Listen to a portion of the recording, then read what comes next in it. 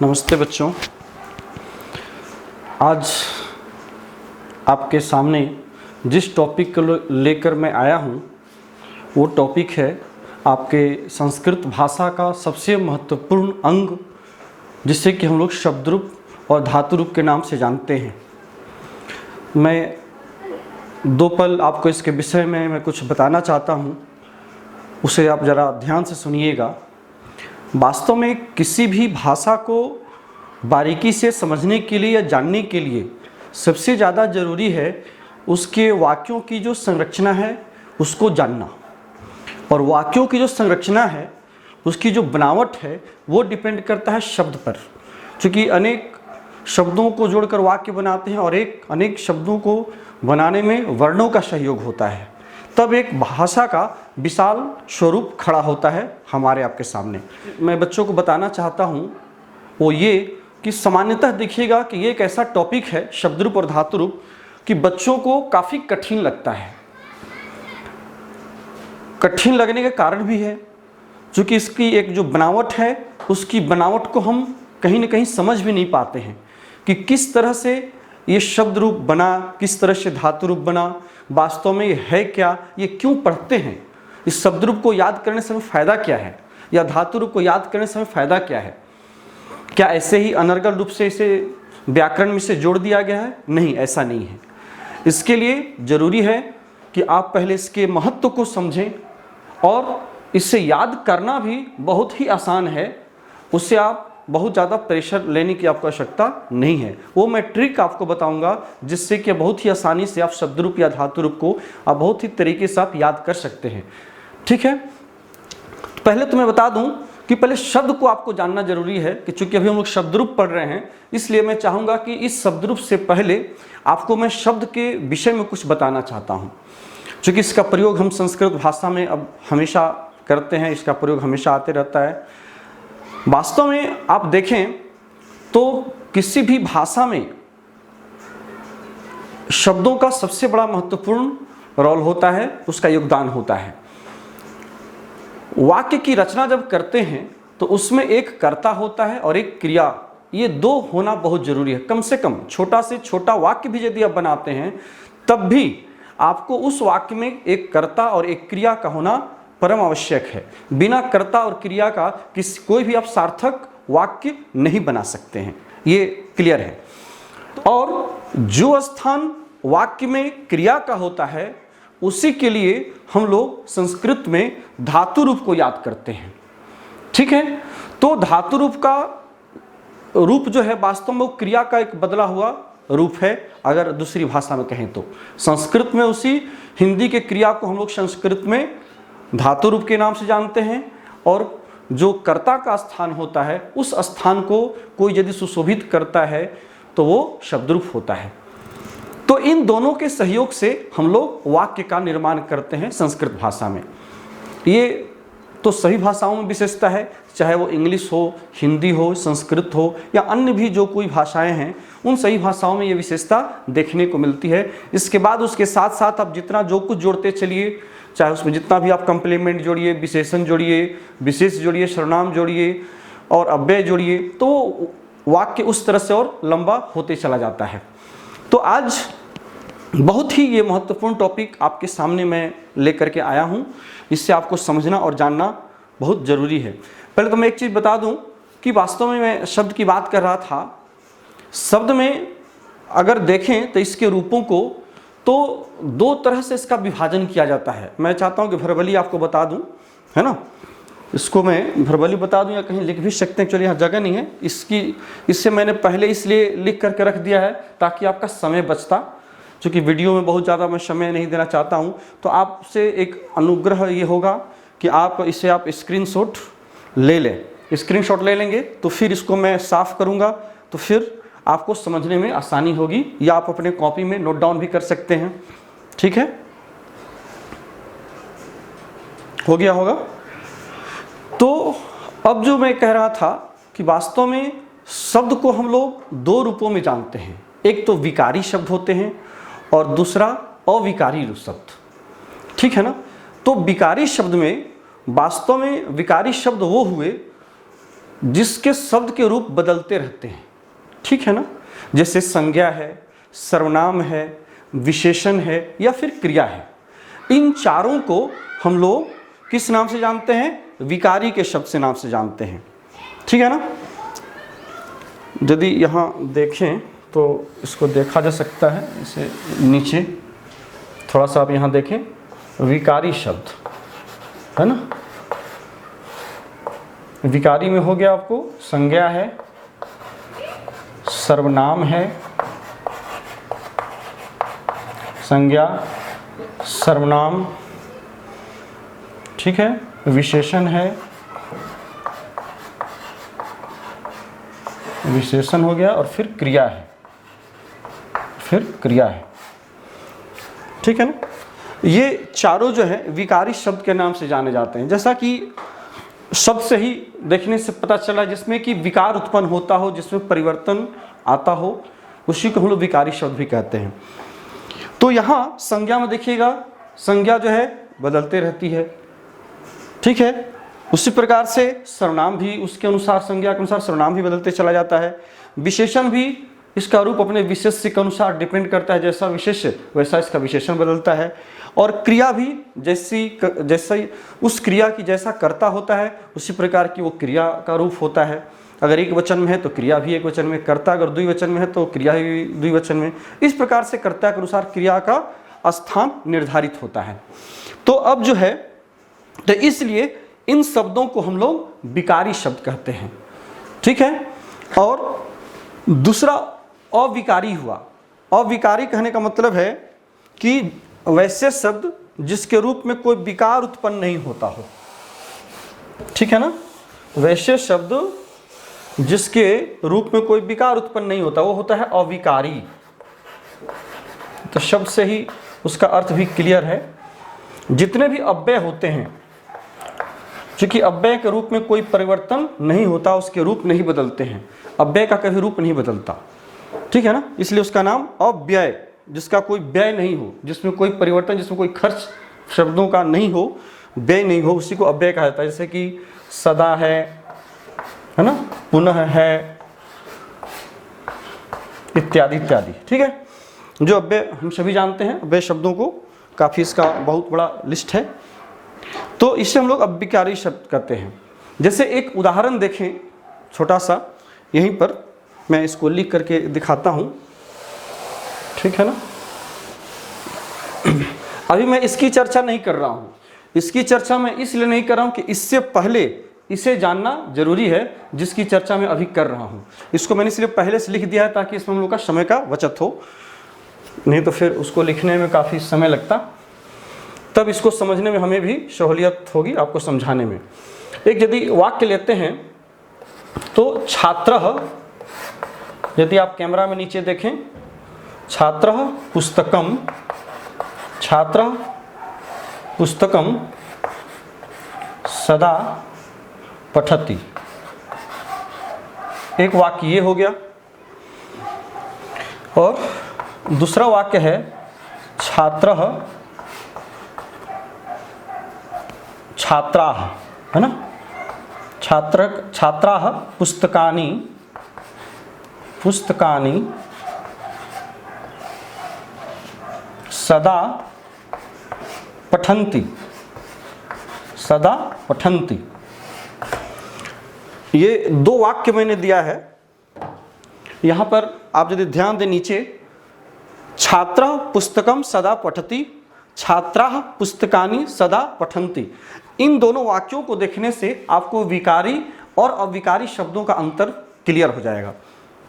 छात्रः एक वचन में है, यहाँ देखिए ये छात्रः छात्राः हो गया है। कर्ता एक भी हो सकते हैं, कर्ता अनेक भी हो सकते हैं।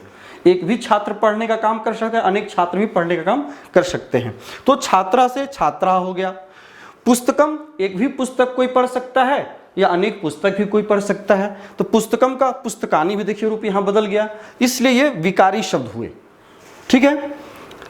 पठती क्रिया है, जो पठती क्रिया यहाँ देख रहे हैं, यहाँ पठन्ति हो गया। चूंकि छात्रा जो कर्ता एक वचन में था वो बहुवचन हो गया, तो क्रिया भी जो है पठन्ति बहुवचन में हो गई, ठीक है। छात्राः पुस्तकानि सदा पठन्ति। इस दोनों वाक्यों में, इन दोनों वाक्यों में आप ध्यान से देखें, एक ही ऐसा शब्द है जो नहीं बदला है और वो है सदा शब्द। तो सदा क्या है? सदा अव्यय है, अविकारी शब्द है, इसलिए इसके रूप में कहीं कोई परिवर्तन नहीं हुआ। तो ऐसे जो शब्द होते हैं उसको हम लोग अविकारी शब्द कहते हैं। तो अभी जो हम लोग पढ़ेंगे वो वास्तव में विकारी शब्द के विषय में हम लोग पढ़ेंगे। और ये स्वाभाविक बात है कि जब हम किसी भी विकारी शब्द के विषय में पढ़ेंगे तो उसके रूप में परिवर्तन होते ही रहेगा, ठीक है। और जब रूप में परिवर्तन होता है तो उसके हर रूपों को याद रखना भी हमारी जिम्मेवारी है। तभी हम उन रूपों को अलग अलग जगह पर अलग अलग रूपों में उसको ले जाते हैं, फिर उस तरह का वाक्य का निर्माण करते हैं, ठीक है। अब चलिए, तो ये शब्द के दो रूप मैंने आपको बताए, एक तो विकारी और एक अविकारी। अब हम आगे चर्चा करते हैं। अभी जो भी हम लोग पढ़ेंगे सिर्फ वो विकारी शब्द के विषय में पढ़ेंगे, क्योंकि उसके रूप में हमेशा परिवर्तन आता है। तो अभी जो मैंने पहले चर्चा किया था शब्दरूप का, तो ये शब्दरूप अब तो आपको क्लियर हो गया होगा कि कर्ता का जो स्थान लेता है वाक्य में, संस्कृत में वही शब्दरूप के दृष्टिकोण से देखा जाता है, वही होता है, ठीक है। तो अब प्रश्न उठता है कि शब्दरूप को हम याद क्यों करें, इसको याद करने से हमें फायदा क्या है, या हम इसको प्रयोग कैसे करें। तो ये चूंकि बड़ा ही एक लंबा टॉपिक है, हो सकता है कि हम लोग इसको 2 वीडियो में ले जाएं, क्योंकि एक वीडियो में आगे यदि हम लोग बहुत इसको क्लियर नहीं देख सकते हैं। यहाँ देखिएगा, पहले मैंने लिख दिया है, आपने स्क्रीनशॉट ले लिया होगा। पहले मैंने कारक के रूपों को लिखा है, ठीक है ना। यहाँ कर्ता कारक, इधर यहाँ देखिए आप, कारक में कर्ता कारक, कर्म, करण, संप्रदान, अपादान, संबंध, अधिकरण, संबोधन। बड़ा ही ये जूनियर क्लास का चीज़ है, बेसिक ये चीज़ें हैं जो आपको पता होगा। विभक्ति, इसको अभी आप छोड़ दीजिए थोड़ा देर के लिए। इस कर्ता कारक का चिन्ह क्या होगा? ने, कर्ता का चिन्ह होता है ने अथवा शून्य। कर्म का को के लिए भी होता है, करण में से अथवा द्वारा, संप्रदान में के लिए, को के लिए, को भी हो सकता है यहाँ। अपादान में से, अलगाव के अर्थ में, जब हम अलग होती है कोई वस्तु वहाँ से, तो अलगाव के अर्थ में से का, चूंकि यहाँ पर से का प्रयोग 2 जगह देखने को मिलता है। एक तो करण कारक में, जो कि माध्यम जब होता है, जैसे वह कलम से लिखता है, तो लिखने का माध्यम क्या है? कलम है। वह वायुयान से जाता है, तो जाने का माध्यम क्या है? वायुयान है, ठीक है ना। तो जहाँ पर माध्यम का भाव निकलता हो वहाँ पर से का प्रयोग करते हैं, या फिर उस से के साथ यदि आप द्वारा जोड़ दीजिए, है ना, जैसे कि वो कलम के द्वारा लिखता है, वह गाड़ी के द्वारा जाता है। अगर द्वारा शब्द वहाँ सेट हो जा रहा है तो समझिए कि वो जो से है उसमें करण कारक लगा हुआ है, क्योंकि वो माध्यम के भाव को अभिव्यक्त करता है, ठीक है। तो इसलिए यहाँ पर 2 से, लेकिन जबकि ये से जो अपादान कारक में है इसमें, तो ये जो अपादान कारक का जो से है, ये वास्तव में अलगाव का, जब 2 वस्तु हो और उन 2 वस्तुओं में से एक वस्तु जब अलग होती है और जो वस्तु स्थिर रहती है वही अपादान कहलाते हैं, ठीक है। जैसे कहेंगे छात्र विद्यालय से घर आते हैं, छात्र विद्यालय से घर आते हैं। विद्यालय वहीं अपने जगह पर स्थिर है और छात्र वहां से हट करके अपने घर की ओर प्रस्थान कर रहे हैं। तो इन दोनों में अपादान कौन हुआ? विद्यालय हुआ, क्योंकि विद्यालय अपने जगह पर ज्यों का त्यों वैसे ही स्थिर है और छात्र का वहां से अलगाव होता है। अब वृक्ष से पत्ते टूटकर नीचे गिरते हैं तो वृक्ष ऊपर और पत्ता वहां से अलग होता है। तो इस तरह से यहाँ जो अलगाव का अर्थ इसलिए हमने लिखा है, और यही व्याकरण में भी कहा गया है। मैं जो कुछ बता रहा हूँ व्याकरण से हटकर कोई चीज़ें नहीं, हाँ अपने अपने बताने की अपनी अपनी शैली होती है, वो अलग बात है। तो यहाँ पर अलगाव के अर्थ में हम लोग अपादान को जानते हैं। संबंध में का के की, रा रे री, ये दोनों है, रा रे री, का के की। अधिकरण कारक में पर, और जो संबोधन हे हो अरे अजी, ये सब होता है, ठीक है। अब हम लोग देखते हैं कि कारक का जो चिन्ह होता है, हम सभी जानते हैं कारक को वास्तव में टोटल 6 भागों में बांटा गया है। कारक के भेद यदि आप देखें तो 6 ही होते हैं। मैं इसको अलग से स्पेशली नहीं बताना चाहता हूं, मैं चाहता हूं कि इसी क्रम में बीच बीच में ये बातें हम लोग डिस्कशन करते चलें और इन सभी चीज़ों पर भी हम लोग प्रकाश डालते चलें। अलग से इसके भेदों में जाएंगे तो काफ़ी उसमें समय लग जाएगा और हम लोग फिर मूल भाव से भटक जाएंगे। तो वास्तव में कारक का जो प्रयोग है वो कारक के भेदों में 6 ही भेद माने जाते हैं। 6 भेद इसलिए माने जाते हैं क्योंकि क्रिया के साथ जो डायरेक्ट संबंध होता है उसी को हम लोग कारक के अंतर्गत रखते हैं। क्रिया के साथ यदि डायरेक्ट संबंध नहीं होता है तो उसे हम लोग कारक नहीं कह सकते। तो यहाँ पर जो संबंध है उसको और संबोधन, इन दोनों को हम लोग कारक के अंतर्गत नहीं रखते हैं। भले यहाँ हम लोग काउंट करते हैं, यहाँ हम लोग गिनती में रखते हैं, लेकिन वास्तव में उसे कारक की संज्ञा नहीं दी जाती है। जैसे कि यदि हम लोग संबंध की बात करें तो संबंध में कहेंगे कि दशरथ का पुत्र राम ने रावण को मारा। तो यहाँ अगर दशरथ का पुत्र राम ने रावण को मारा तो शुरू में तो है दशरथ, और दशरथ के साथ का चिन्ह लगा हुआ है। और दशरथ का पुत्र, मारना जो क्रिया है, मारने का काम कौन कर रहा है? दशरथ नहीं कर रहे हैं, वो राम कर रहे हैं। तो राम का जो पुत्र हुआ, दशरथ के जो पुत्र हुए राम, उन्होंने रावण को मारा। तो यहाँ जो मारने की जो क्रिया है वो संपादित किसके द्वारा हो रही है? उस क्रिया को किसके द्वारा किया गया? राम के द्वारा किया गया, जो कि दशरथ के पुत्र हैं। तो इसलिए यहाँ पर दशरथ का जो कर्ता के साथ संबंध कट हो जाता है, हट जाता है। यहाँ पर क्रिया का जो संबंध है वो डायरेक्ट राम के साथ होता है, न कि दशरथ के साथ होता है। इसलिए संबंध कारक को हम लोग कारक के अंतर्गत नहीं रखते हैं। और संबोधन तो संबोधन ही है ना, वो केवल संबोधित करने का एक माध्यम है, इसलिए उससे भी, इसका भी क्रिया के साथ कोई संबंध नहीं होता है। तो मुख्यतः कारक के यही 6 भेद होते हैं। ठीक है, और बाकी हम लोग इसी तरह से बीच बीच में चर्चा करते रहेंगे, देखते रहेंगे।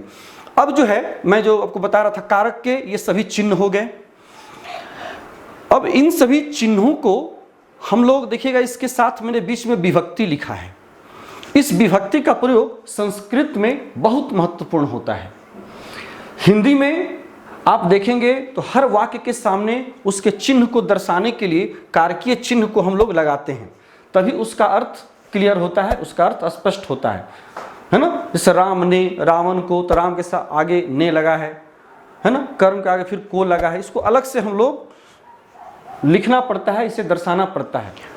इसी चीज को हम लोग संस्कृत में क्या करते हैं कि शब्दों के आगे जो भी शब्द रूप हम लोग याद करते हैं, वास्तव में हमारा शब्द रूप याद करने का उद्देश्य क्या होता है कि इन सभी शब्दों के माध्यम से, चूंकि ये कर्ता का काम करता है, जो शब्द रूप है वो कर्ता का काम करता है, तो यहाँ पर हम कर्ता का चिन्ह नहीं देते, जबकि हिंदी के वाक्यों में हम लोग शब्द के आगे कोई ना कोई चिन्ह लगाते हैं, तभी वो उसके शब्द के अर्थ को निकलता है। जैसे राम ने रावण को मारा, तो राम के आगे ने का चिन्ह लगता है, तो ये पता चलता है कि ये कर्ता कारक है। और रावण को, तो रावण के आगे को का चिन्ह लगा, तो ये तब पता चलता है कि रावण जो है वो कर्म है। तो इस प्रकार से उसमें हिंदी में, हमें हिंदी भाषा में जो वाक्य हम लोग बनाते हैं, उन सभी वाक्यों के शब्दों के सामने हम लोग कारकीय चिन्हों का प्रयोग करते हैं। उसी का काम जो है संस्कृत में यहाँ पर हम लोग क्या करते हैं, जैसे कि अब देवः में यदि हम प्रथमा विभक्ति लगा देते हैं, तो जो यहाँ कारकीय चिन्हों का जो प्रयोग देख रहे हैं, इसी को हम लोग संस्कृत में इस विभक्ति के द्वारा हम दर्शाते हैं। इस विभक्ति के माध्यम से कहने का मतलब है कि प्रथमा विभक्ति में कर्ता कारक होता है, कर्तरी प्रथमा सूत्र भी है। तो कहने का मतलब कर्ता कारक में प्रथमा व्यक्ति है, तो हमें यहाँ ने का चिन्ह नहीं दर्शा सकते। सिर्फ देवः में प्रथमा विभक्ति लग गई तो इसी से पता चलता है कि देव के साथ कौन सा चिन्ह लगा है? ने का चिन्ह लगा है। ठीक है ना, देव के साथ ने का चिन्ह लगा है। क्यों? क्योंकि देवः में जो प्रथमा एक वचन की विभक्ति है, ये इसी बात को बताती है कि देवः में ने का चिन्ह लगा है। यहाँ पर एक चीज मैं बताना चाहूंगा कि ने के साथ साथ देखिएगा यहाँ पर शून्य का भी प्रयोग होता है। तो शून्य का मतलब है कि कई बार ऐसा हमारे पास कर्ता मिलते हैं वाक्य में कि वहाँ पर कोई चिन्ह नहीं होता। जैसे राम पुस्तक पढ़ता है, तो राम पुस्तक पढ़ता है या बालक पुस्तक पढ़ता है, तो बालक के आगे कोई ने का चिन्ह नहीं है, लेकिन फिर भी पढ़ने का काम कौन कर रहा है? राम कर रहा है, वो बालक कर रहा है। तो बालक के आगे तो कोई ने का चिन्ह नहीं लगा हुआ है, तो इसलिए यहाँ पर शून्य दिया जाता है कि कई बार कर्ता के साथ ने का चिन्ह नहीं भी लगा हुआ हो, फिर भी वो कर्ता होता है।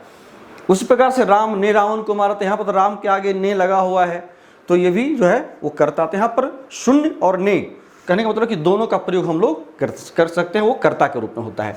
तो इन्हीं चिन्हों के लिए हम लोग किसी भी शब्द रूप में, चाहे वो देव का हो या आकारांत स्त्रीलिंग हो या नपुंसक लिंग का शब्द रूप हो, जो भी हम याद करते हैं, उन सभी शब्द रूपों में हम लोग यही चीज देखते हैं कि जहां पर प्रथमा विभक्ति लगी है, आप देखेंगे कि शब्द संस्कृत का जो शब्द रूप याद करते हैं, यहां पर कर्ता नहीं लिखा हुआ होता है, यहां पर चिन्ह नहीं दिया हुआ रहता है, सिर्फ विभक्ति लिखी हुई होती है। प्रथमा विभक्ति एक वचन, द्वितीय विभक्ति एक वचन या द्विवचन बहुवचन। तो ये प्रथमा विभक्ति कहने का मतलब है कि देवः में प्रथमा विभक्ति लग गई है, मतलब कि पहले नंबर पर कौन था? कर्ता। तो कहने का मतलब ये है कि प्रथमा विभक्ति का भी वही चिन्ह होगा जो चिन्ह कर्ता कारक का होगा। कर्ता कारक का चिन्ह क्या था? ने। तो उसी प्रकार से अब देवः में प्रथमा विभक्ति लग गई तो इसका अर्थ क्या निकलेगा? ने का निकलेगा। अगर कहते हैं देवः मतलब देव ने एक वचन में, यदि इसी को द्विवचन में देवौ कहेंगे तो यहां भी ने का ही चिन्ह लगेगा, लेकिन यहां पर बोध कितने लोगों का होगा? दो लोगों का। मतलब यहां पर कर्ता दो है जिसके साथ ने का चिन्ह यहां पर छिपा हुआ है। तो देवौ कहने का मतलब दो देव ने, ठीक है ना। और जब देवाह कहेंगे तब तो इसमें प्रथमा का बहुवचन विभक्ति है, तो यहां पर सभी देवों ने नहीं, तो इसका बहुवचनांत हम लोग कर्ता को लेकर के बहुवचन में जाएंगे और उसके साथ जो है हम ने का चिन्ह प्रयोग करेंगे, ठीक है। इसी प्रकार से फिर अब देवम कहेंगे तो देवम में तो यहां देखिए देवम में को लगाएंगे। क्यों? क्योंकि यहां पर ये जो मैं ब्रैकेट में लिख रहा हूं वास्तव में ये समझने का चीज है, ये अंडरस्टूड है, इसे जो है यहाँ लिखने की आवश्यकता इसकी नहीं है। क्योंकि जैसे देवम में म हलंत लग गया, मतलब इसमें द्वितीय विभक्ति लग गई, तो समझिए कि इसमें को का चिन्ह यहाँ पर छिपा हुआ है। देवम में को का चिन्ह क्या है? वो छिपा हुआ है। तो जब ये को का चिन्ह इसमें छिपा हुआ है तो इस बात का पता कैसे चलता है? क्योंकि इसमें द्वितीय विभक्ति लगी है, क्योंकि द्वितीय विभक्ति में देवम होता है एक वचन में। तो और कर्म कारक में जब हम जान गए कि इसमें द्वितीय विभक्ति है तो ये भी हमें पता होना चाहिए कि द्वितीय विभक्ति में कौन सा कारक होता है? कर्म कारक होता है। और कर्म कारक का चिन्ह क्या होता है? को अथवा के लिए। तो मतलब यहां पर जिसमें द्वितीय विभक्ति लगी हुई है देवम में, तो इसका अर्थ क्या होगा? देव को। यहां पर सिर्फ एक ही देव का बोध होगा। फिर उसी प्रकार से देवो, दो देव को, देवान सभी देवों को। तो मतलब जो द्वितीय विभक्ति का एक वचन, द्विवचन, बहुवचन है, ये तीनों वचनों में चिन्ह वही लगेगा, सेम चिन्ह लगेगी। जो भी चिन्ह है इसका को का, जो कि अंडरस्टूड है, यहां पर छिपा हुआ है, जो कि विभक्ति लगी हुई है। और विभक्ति इस बात को बताती है कि इसमें कौन सा चिन्ह इसमें लगा हुआ है। उसी प्रकार से फिर तृतीया में भी देख सकते हैं, जैसे देवेन है तो मतलब देव से, क्योंकि तृतीया विभक्ति लगी है तो तृतीया विभक्ति का चिन्ह क्या है? से है। तृतीया विभक्ति का चिन्ह से या द्वारा दोनों होता है। तो कहने का मतलब है कि तृतीया विभक्ति का वही चिन्ह है जो कि कर्ण कारक का है ना। तो यहां पर कर्णे तृतीया, कर्मणि द्वितीया, ये सूत्र है कि किस प्रकार से कर्म कारक में क्यों द्वितीया विभक्ति होती है, कर्ण कारक में क्यों तृतीया विभक्ति होती है। तो और ऐसे भी आप क्रमशः देखिए तो पहला, दूसरा, तीसरा से लेकर के सप्तमी तक और संबोधन तक ये क्रमशः अरेंज है। तो यदि हम लोग साधारण भाषा में समझें तो क्रमशः होने से भी विभक्ति को हम लोग दर्शा सकते हैं, ठीक है। उसी प्रकार से चतुर्थी में के लिए कहा तो देवाय कहते हैं, जिसका मतलब क्या होगा? देव के लिए, क्योंकि इसमें चतुर्थी विभक्ति लगी है। और चतुर्थी विभक्ति का चिन्ह वही होता है जो संप्रदान कारक का चिन्ह होता है, ठीक है। फर्क सिर्फ इतना है कि यहाँ एक वचन में एक के बोध के लिए वो चिन्ह लगेगा, जैसे देव के लिए, दो देव के लिए, सभी देवों के लिए, ठीक है, सभी देवों के लिए। उसी प्रकार से देवात मतलब देव से अलगाव के अर्थ में। फिर देवाभ्याम दो देव से, देवेभ्य सभी देवों से। तो इस प्रकार का जो भी चिन्ह है उस प्रकार से में पर का होगा। देवस्य देव का, दो देवों का, सभी देवों का, लेकिन का ही लगेगा। तो ये हमें लगता है कि ये जो चीज़ें हैं वो काफ़ी स्पष्ट हो गई होंगी, इसमें कहीं कोई इसमें ऐसा कुछ नहीं है जो इसमें समझने में हमें कोई परेशानी होगी। तो अब हम इसके प्रयोग को देखेंगे कि वास्तव में जो हम लोग शब्द रूप याद करने का हमारा मुख्य उद्देश्य क्या है। अब देखिए, अब इन्हीं शब्दों की सहायता से हम लोग क्या करते हैं? वाक्य बनाना सीखते हैं, ट्रांसलेशन बनाते हैं।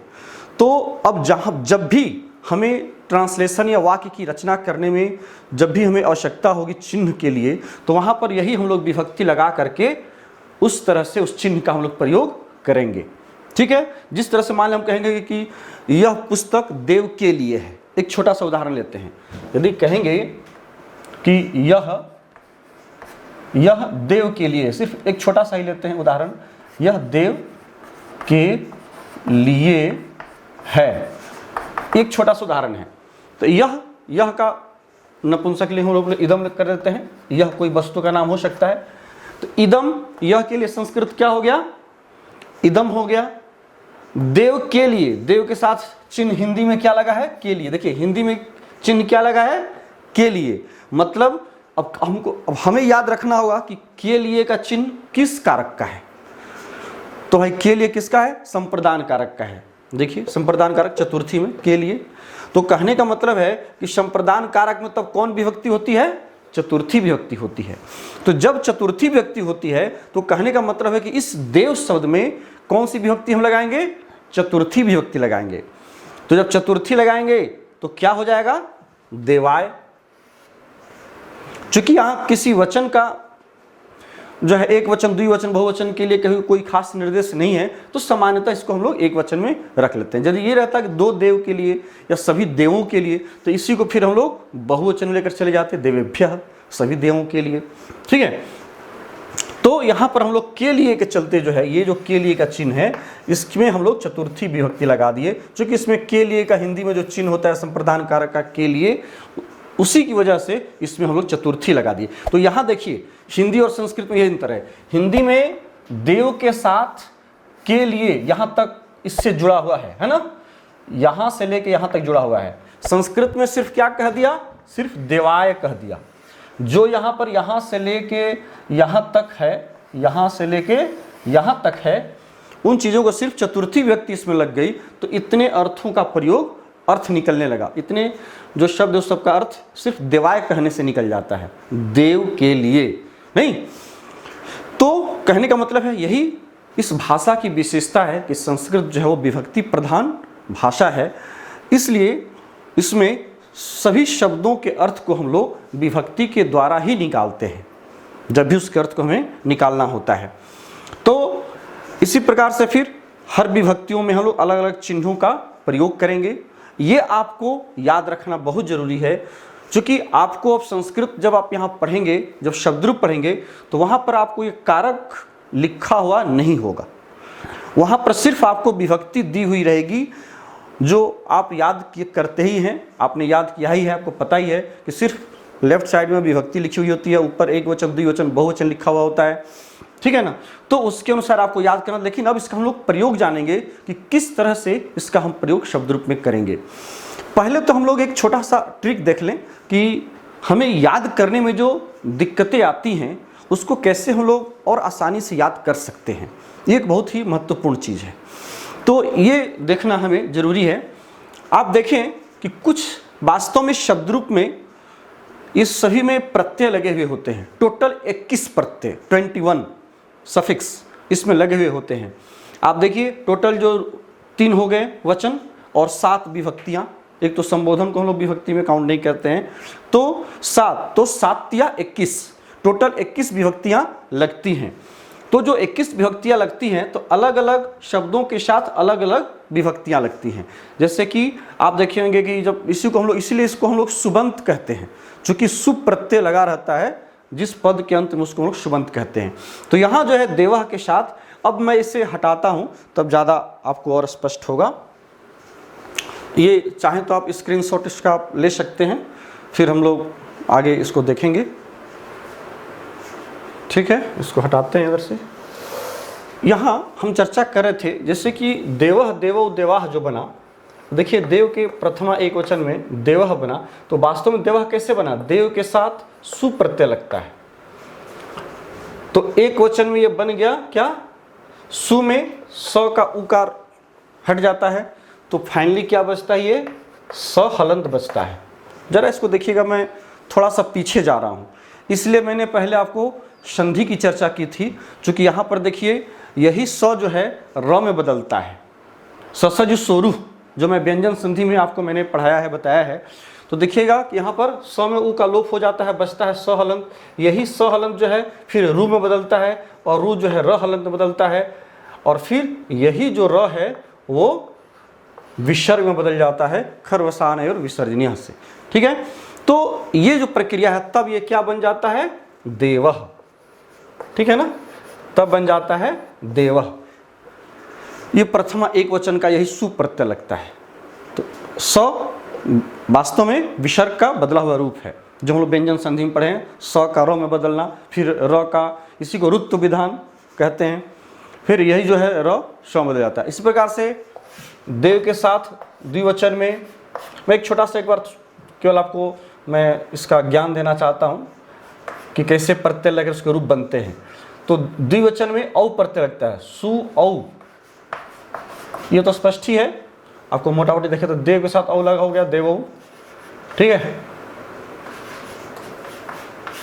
इधर हो गया देवाह, तो देव के साथ जस लगा, जस प्रत्यय। ठीक है, देव के साथ कौन सा प्रत्यय लगा, जस लगा। जस में वास्तव में ज का लोप होता है। इस जस को यदि आप वर्ण विच्छेद करेंगे तो होगा ज प्लस अ प्लस सहलन। तो ये जो ज देख रहे हैं, इस ज का लोप हो जाता है, तो इसमें फाइनली क्या बचता है, अस बचता है। अस बचता है तो देव प्लस अस, ठीक है ना, बन गया देवास। क्या बन गया, देवास।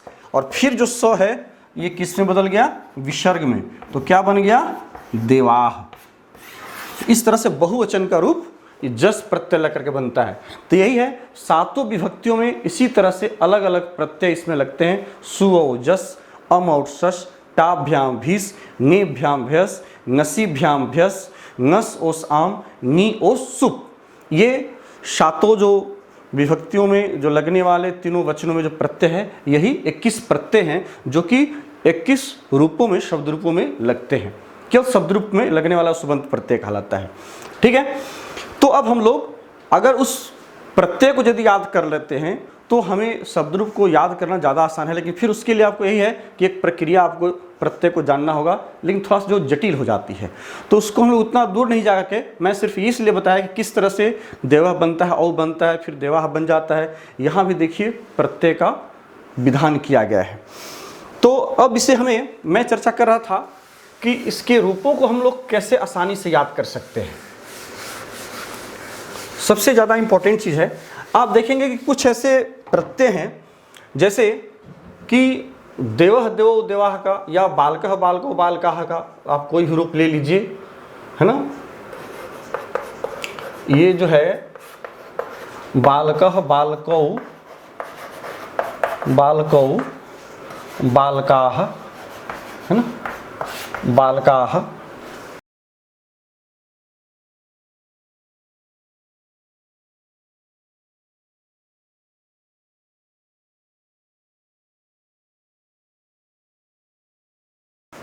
हे बालकाः,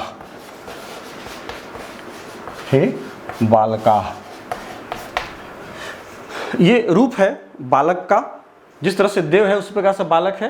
मैंने थोड़ा सा एक शब्द बदल दिया, लेकिन सभी अकारांत शब्द एक ही तरह से चलेंगे। अकारांत कहने का मतलब मैंने पहले बताया था, वैसे शब्द जिस शब्द के अंत में अ स्वर लगा हो। जैसे कि यहाँ व में अ लगा है, तो देखिए बालक में भी, बालक में क में अ लगा है। ये भी पुल्लिंग है, ये भी पुल्लिंग है, तो इसका जो रूप चलेगा देव के अनुसार चलेगा। या बालक आपने याद किया है तो बालक के अनुसार देव को चला दीजिए, बात एक ही है। उसी प्रकार से राम है, और भी जितने अकारांत शब्द हैं वो सब चलाएंगे। यहाँ जो मैं मुख्य बात जो बताना चाह रहा था कि किस तरह से आप याद करने में आपको सहूलियत होगी। देखिएगा, सामान्यतः अकारांत शब्द यदि आपको याद करना है तो इसमें अह, औ, आह ये तो लगा है। इसमें कॉमन क्या क्या चीज़ है ये देखिएगा, यहाँ से लेकर के तृतीया द्विवचन से लेकर पंचमी तक, है ना। ये प्रथमा विभक्ति हो गई, ये द्वितीया विभक्ति है, ये तृतीया विभक्ति है, ये चतुर्थी है ना, ये पंचमी हो गई, ये षष्ठी विभक्ति है, और ये सप्तमी विभक्ति है। ठीक है, और ये संबोधन हो गया। आप देखेंगे कि तृतीया से लेकर के, ये तृतीया से लेकर के तृतीया, चतुर्थी, पंचमी, ये तीनों के द्विवचन में, ये द्विवचन है, ये एक वचन है ना, और ये बहुवचन है। ठीक है। तो तृतीया से देखिए, तृतीया विभक्ति का द्विवचन में यहां से लेकर के यहां तक सब में क्या होता है, ये थोड़ा सा हम आगे बढ़ गए, यहां तक है ना। बालकाभ्याम बालकाभ्याम बालकाभ्याम, ये तीनों में भ्याम प्रत्यय लगता है, जो कि मैंने आपको 21 प्रत्यय की जो चर्चा की थी उसमें यही तीनों में, ये आपको मेमोरी में याद रखना होगा। ये याद करने का सबसे आसान तरीका है। मतलब तृतीया के द्विवचन से लेके, द्विवचन में तृतीया चतुर्थी पंचमी, तृतीया चतुर्थी पंचमी, देखिए बालकाभ्याम बालकाभ्याम बालकाभ्याम है, ठीक है। इसी प्रकार से यहाँ देखिए आन जो बालकान लगा है, ये भी सभी शब्दों में द्वितीया के बहुवचन में जो पुल्लिंग शब्द होगा आकारांत, सब में आन लगेगा ही लगेगा। इसी तरह से यहाँ देखिए फिर भ्यः भ्यः है, भ्यः लगा हुआ है, किसमें, चतुर्थी और पंचमी के बहुवचन में दोनों में भ्यः भ्यः लगा है ना। तो जो भी शब्द होगा उसमें आपको भ्यः भ्यः लगेगा ही लगेगा, ठीक है। चूंकि यही प्रत्यय भ्यः प्रत्यय में भ्यस प्रत्यय लगता है, तो चतुर्थी के बहुवचन में और पंचमी के बहुवचन में यहाँ भी भ्यः हो जाएगा। षष्ठी के बहुवचन देखिएगा हर जगह नाम प्रत्यय आपका लगा है, आम, आम जो होता है बालका नाम, तो सब में जो है ये जो भी अकारांत पुल्लिंग शब्द होगा सभी के षष्ठी के बहुवचन में, यहाँ षष्ठी है देख रहे हैं ना, षष्ठी के बहुवचन में जो है बालका नाम, देवा नाम, रमा नाम, वृक्षा नाम, विद्यालया नाम, इस प्रकार से जितने सारे अकारांत पुल्लिंग शब्द हैं उन सभी के षष्ठी के बहुवचन में नाम लगेगा, ठीक है। सप्तमी के वचन बहुवचन में एसु लगेगा, जैसे बालकेसु, देवेशु, रामेशु, फलेशु, है ना। फला लगे नपुंसक के लिए है, लेकिन उसका भी रूप तृतीया से बालक की तरह ही, पुल्लिंग की तरह ही चलता है। तो यहाँ भी देखेंगे तो सप्तमी के, ये सप्तमी विभक्ति है, षष्ठी के बाद सप्तमी के बाद जो है वो आपको बहुवचन में देखिएगा तो यहाँ भी एसु लगा हुआ है, बालकेसु।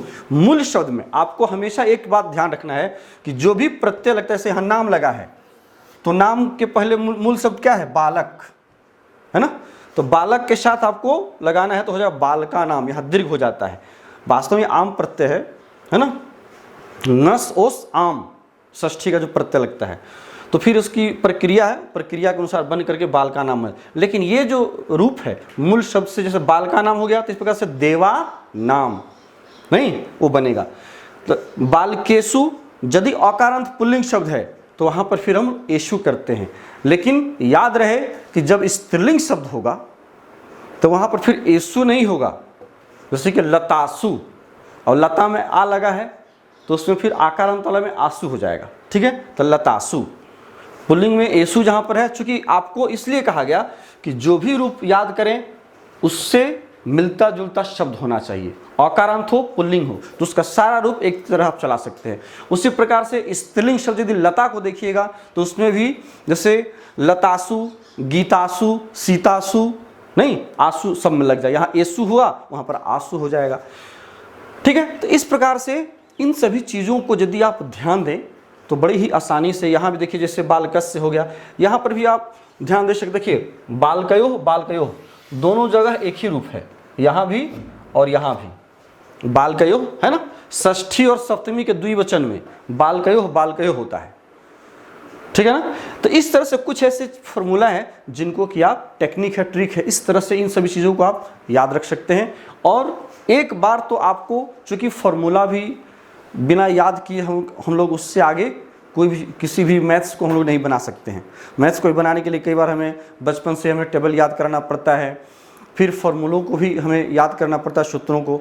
तो ये सोचिए कि यह एक प्रकार का सूत्र है जो आपको, लेकिन एक बात है, आपने एक शब्द रूप याद कर लिया तो सोचिए कि संसार का वो सारा शब्द जो अकारांत है और पुल्लिंग है वो आपको याद हो गया, ये बात तय है। मतलब हजारों हजार रूप आपको एक रूप याद करने से हजारों हजार रूप आपको याद हो गए, ठीक है।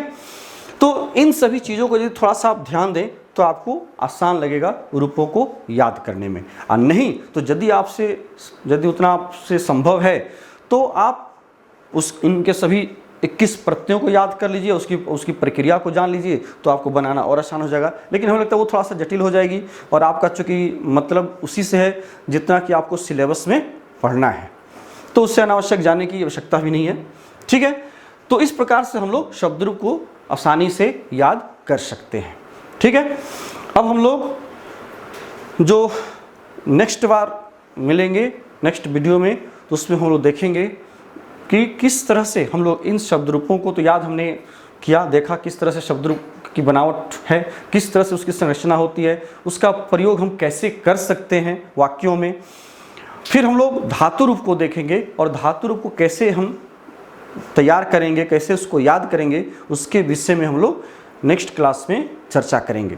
ठीक है, तो जब दोनों की चर्चाएं हो जाएंगी तब फिर हम लोग वाक्य की रचना सीखेंगे, और इसके बाद जो सबसे इंपॉर्टेंट चीज़ है, चित्र देख करके 5 वाक्यों की रचना करना, जो कि 10 नंबर का क्वेश्चन आता है, बहुत इंपॉर्टेंट है वो 10 नंबर का, तो उसे हम लोग उस पर हम लोग फिर प्रैक्टिस करेंगे। लेकिन उससे पहले इन चीज़ों को जानना जरूरी है, इसलिए मैंने अभी तक चित्र देख करके लिखने वाली जो प्रक्रिया, जो 10 नंबर का क्वेश्चन है, उसको हमने शुरू नहीं किया। मैं चाहता हूँ कि उसको शुरू करने से पहले उसके पहले की चीज़ों को हम जान लें, तब उसको समझना हमारे लिए ज़्यादा आसान होगा।